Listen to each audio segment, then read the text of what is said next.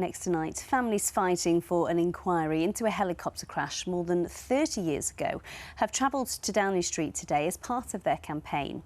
29 military and service personnel were killed in the Chinook crash in Scotland in 1994.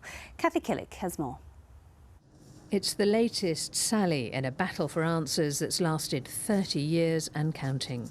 A 47,000 signature petition and 110 questions delivered to Downing Street this afternoon, all concerning a helicopter crash in 1994.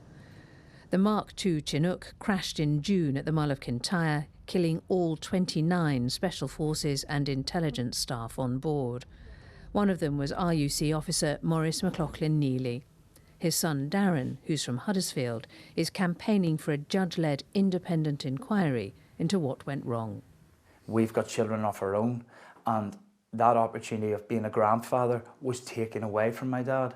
This is what we're trying to campaign for, it's the why were these men not given that opportunity to know that this helicopter was deemed unairworthy.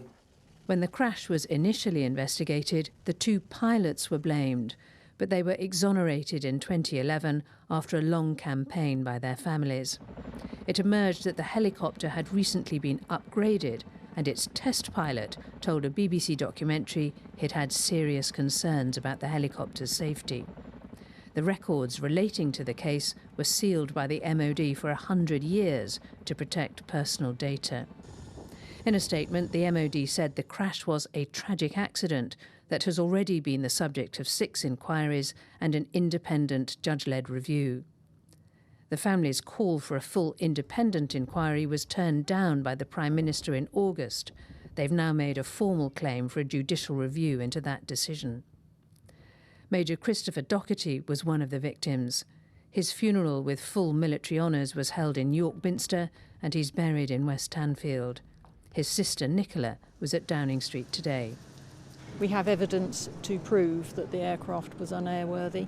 Somebody gave the order for it to be flown, and we have got the documents to prove that it should never have left the ground, and that is why we need a judge-led public inquiry to be able to get to those answers.